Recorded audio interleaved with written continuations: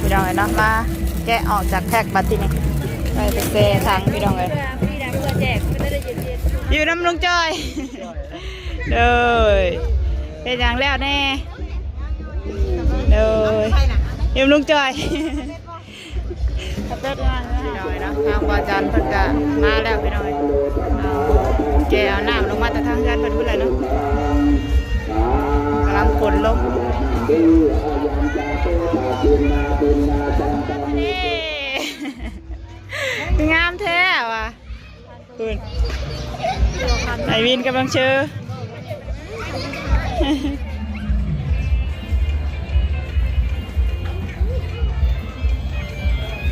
พี่น้องเลยเนาะเปิดภาพมาเมื่อนี้กะเซลอยู่วัดพี่เด้อพี่น้องเลยเนาะพากันลงมาเตรียมข้าวเตรียมของเนาะทางแมวเชื่อเพิ่นได้ไปเอาน้ำหวานมาแล้วพี่น้องเลยเมื่อเช้ากำลังสีเตรียมเนาะเตรียมแก้วน้องเลยแก้วแนวใส่น้ำบกน้ำหวานเท่านี้แหละเนาะแหละทางป้าเพิ่นก็ยังอยู่ทางวัดพุ่นพี่น้องเลยทางศาสนาก็ยังอยู่เพื่อนป้าตื้ออยู่กับน้องอินเตอร์จังไหนจังลงไปนะลูกมันท่อนแดดไอ้ไผ่ได้เอาถ่านไอ้ไม่เอาถ่านปะเอาน้องถ่านเด้อเอาน้องได้ปะฮะเอาว่าได้ สบายดีเด้อพี่น้องเลยเนาะทักทายสบายดีเด้อพี่น้องเลยสบายดีตอนสายๆแล้วเนาะ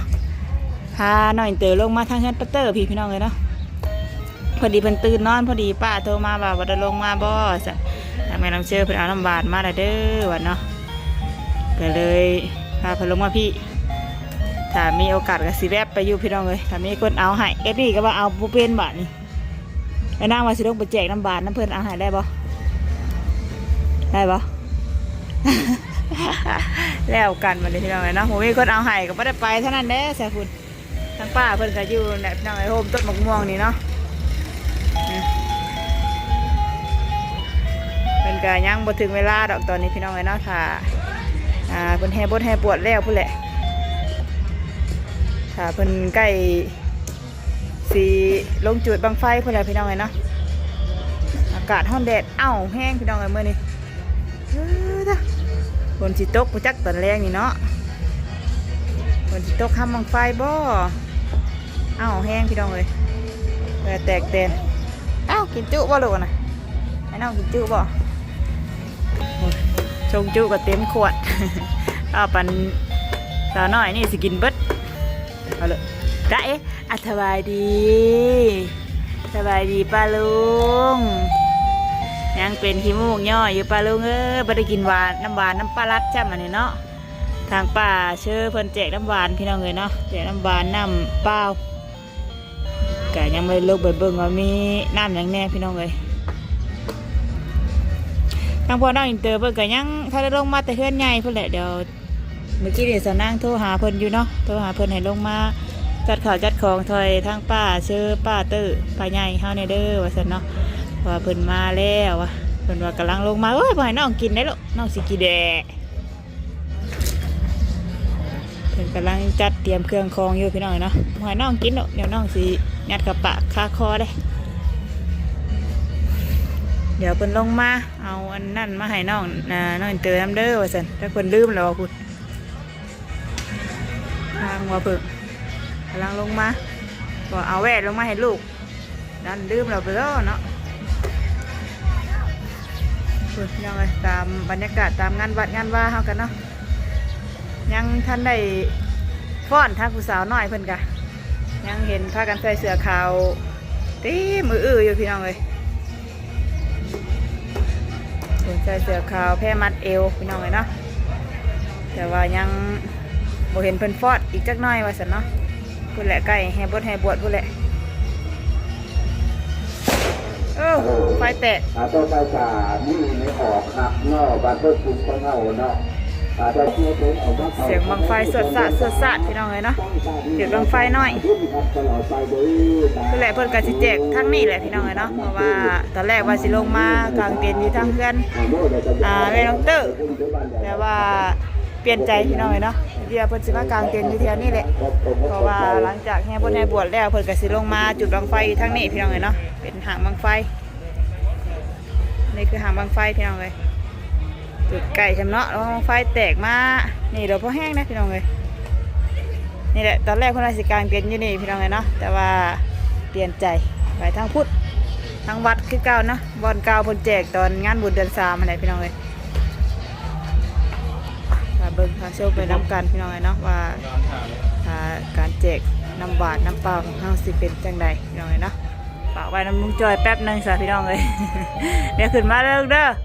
เดี๋ยวลุงถ่าเด้อเดี๋ยวลุงถ่าเด้อ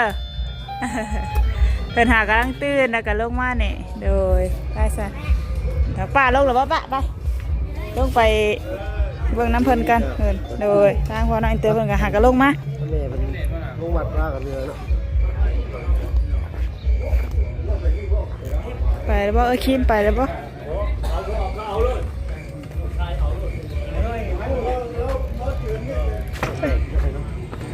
ไปพี่น้องเอ้ยมาเบิ่งกันวันแดดดีๆมั้งมื้อนี้วันแดดปะ รุดเป็นเราครับและทางลงทานเป็นจะต้องเริ่มไปหน่อยเนาะทางลุงกับเราไปเอาน้ำ เราเอาน้ำบ่เอาไม่ผู้ช่วยบ่ออกไป ลุงเอาวุ้น อุ้ยไอวินก็ลงมาแล้วพุ่นวินเทียดิน อยู่น้ำลุงจอยเด้อเป็นอย่างแล้วแน่เด้อเยี่ยมลุงจอยแป๊บงานนะฮะขนาดขึ้นไปจอบเพิ่นเราเพิ่นอยากนอนเพียงเลยลงมาจับมาซอยเพิ่นกันผู้สาวว่าใส่ได้คืองามแท้เด้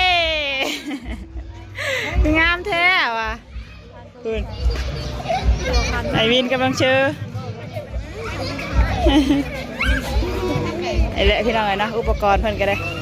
เดี๋ยวกะเกียมซอยเพิ่นกันยังนะ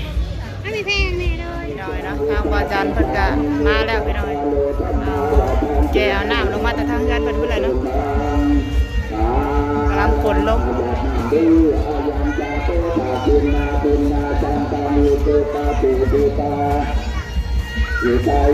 จะพอเพิ่นจะเตือนพี่น้องอีกจักหน่อยนะคนเขาสิเริ่มมาแล้วพี่น้องเนาะมันเริ่มลายแล้ว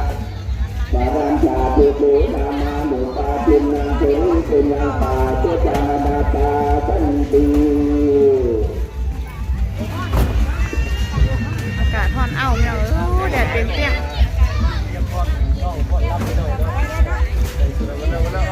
เป็นสาวสมน้อยกับพี่น้องเลยถาฟ้อนเดี๋ยวตาฟ้อนกองตุ้ม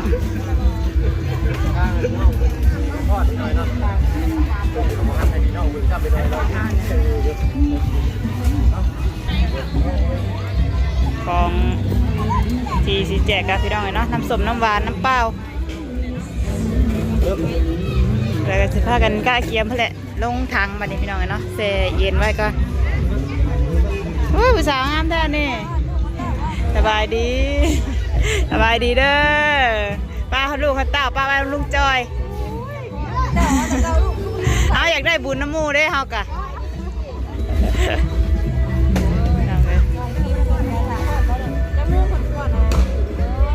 อีกจักหน่อยนี่ได้เนาะฮอนแดดซ้ำ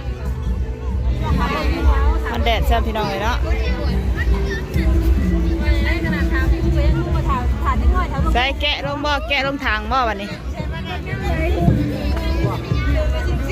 ใช่น้ำแข็งบ่ยันน้ำแข็ง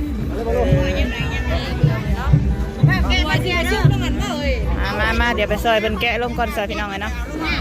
นักดิ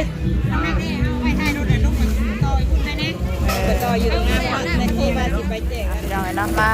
แกะออกจากแท็กบัตรที่นี่ไปเป็นเซทางพี่น้องเลยแจกไม่ได้เย็นๆได้นะเข่าไปกล้องเมื่อแล้วไม่ได้ยังหรอกพี่น้องอ่ะได้กะฝากอะไรก็แชร์ให้เด้อพี่น้องเนาะได้เอซิมก็นั่งแกะมาได้บัดเดียวพี่น้องเลยจับกล้องมือหนึ่งทางพูดกับเปิดเพลงอยู่ยันสีได้หรือบ่นี่เนาะพูดไปใช่ทำดีโดพี่น้องเลยดีโดน้ำเปล่าแต่มีวุ่นน้ำบ่อน่ะซิมมีวุ่นน้ำบ่อน่ะ ถาเอาเมื่อไว้แช่ตู้เย็นให้ไว้กินเด้อไปไปพี่น้องเลยจะแกะใส่เพิ่นอีกจักหน่อยก่อนสินะแกะใส่รถบ่แกะใส่พุ่นรถเนาะไปจ้ะ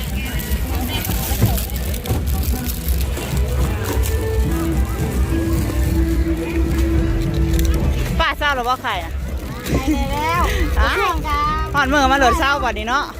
เดี๋ยวเราสิบ่ได้กินน้ำหวานน้ำมูพี่น้องเลย ช่วงก็ได้พี่น้องเลยเนาะเพราะว่าเห็นมีแก้วอยู่เลย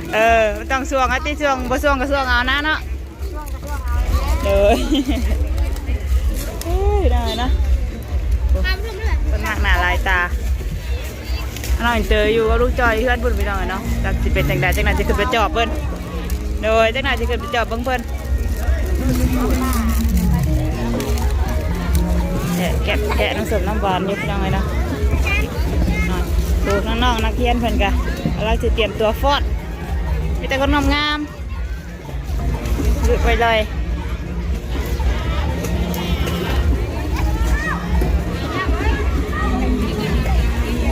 น้อยเนาะหลังจาก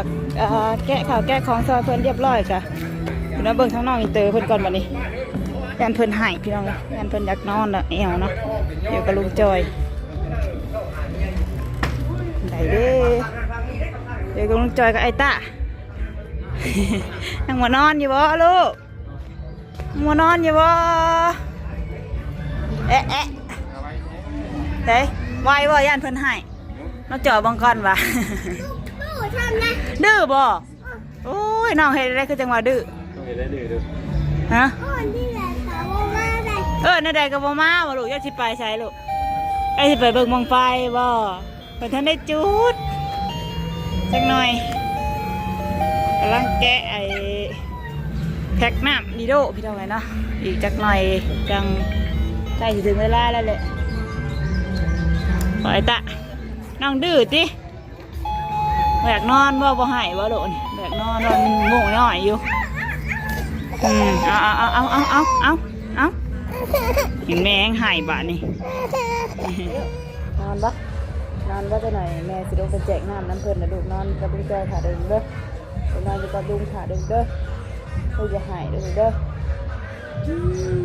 แต่สพี่น้องเลยเนาะสำหรับคลิปนี้แกสนาสิขอจบคลิปไปสักนี้กันเด้อพี่น้องเลยเอาทางน้องเตอเพิ่นนอนก่อนเดี๋ยวลงไปซอยเพิ่นอีกจักหน่อยพี่น้องเลยเนาะไปลูกสำหรับคลิปนี้ก็ลาเด้อพี่น้องเลยพบกันใหม่อีกคลิปหน้าเนาะพูดแหละใช่ทำให้พี่น้องเบิ่งพูดเลยเพิ่นจุดบังไฟพูดเลยพี่น้องเลยไปเล่นหน่อยได้สบายดีเด้อดูดน้ำมึงน้อยยองไป